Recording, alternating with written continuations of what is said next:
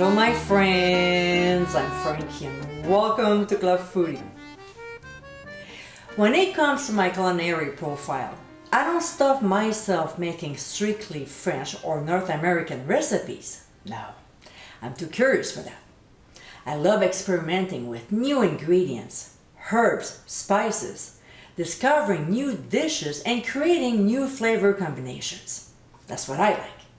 And this featured recipe proves it.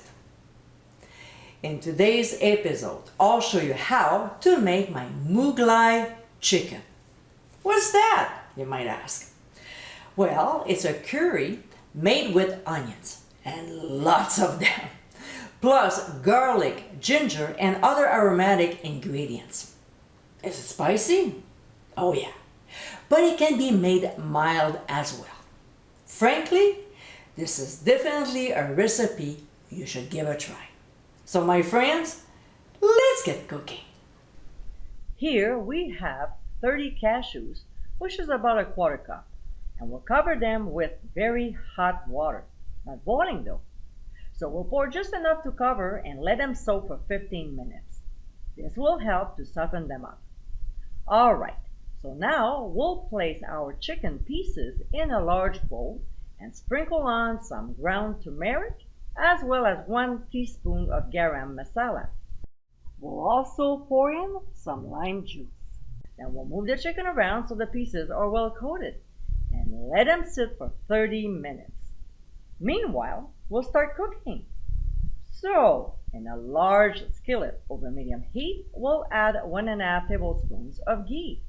And when it gets hot, we'll add the onions and sprinkle on generously with ground sea salt. We'll saute them until they are caramelized, about 25 minutes, or until golden brown. When this is done, using a slotted spoon, we'll transfer the onions to a bowl to cool off a little. During that time, we'll drain the cashews before transferring them to the bowl of a food processor. To this, we'll add garlic, 2 old green chilies with the stems removed, and 3 old red chilies with the stems also removed. Now, if you want a milder version, remove the seeds of both chilies or add less. So instead of 2 greens, add 1, and the same with the red ones. Like most recipes, you can always adapt them to your liking.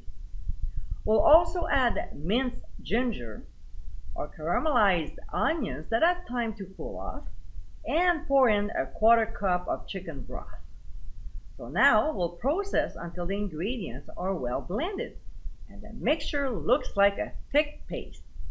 If there are some small chunks, it's fine. All right, back to the skillet. We'll add a tablespoon of ghee and set the heat to medium.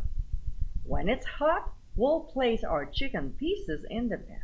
Just make sure to put the thighs skin side down. Also, don't overcrowd it. My skillet is pretty big, so I was able to put them all in. And if there's a little juice from the bowl, add it to the chicken. Then we'll cook the chicken until brown. It should take about 3 to 4 minutes per side. So when this is done, we'll transfer them to a plate and set aside for now. Back to the skillet again. We'll add cardamom pods, old cloves, bay leaves, and cinnamon stick.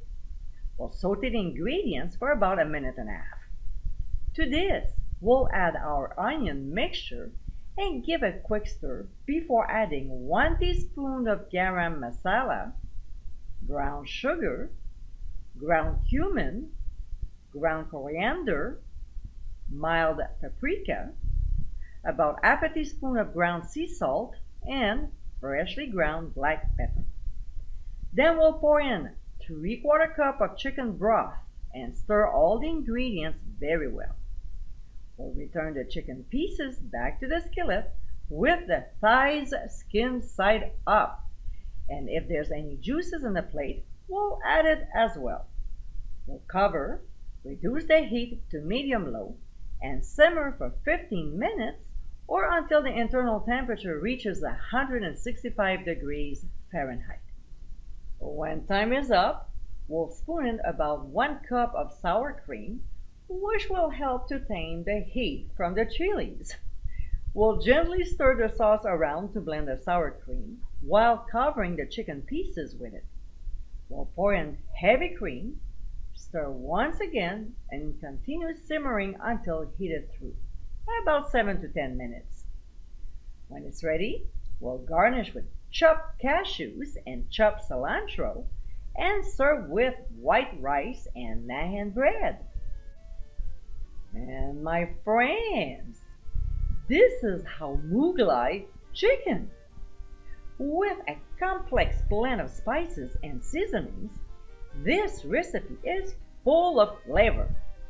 This chicken dish is definitely different from what you might usually have. So if you want to change things up a bit, this is a great choice. I hope you give it a try soon and be sure to visit flufffoodie.com for ingredient amounts and more info. Until next time, my friends, bon appetit!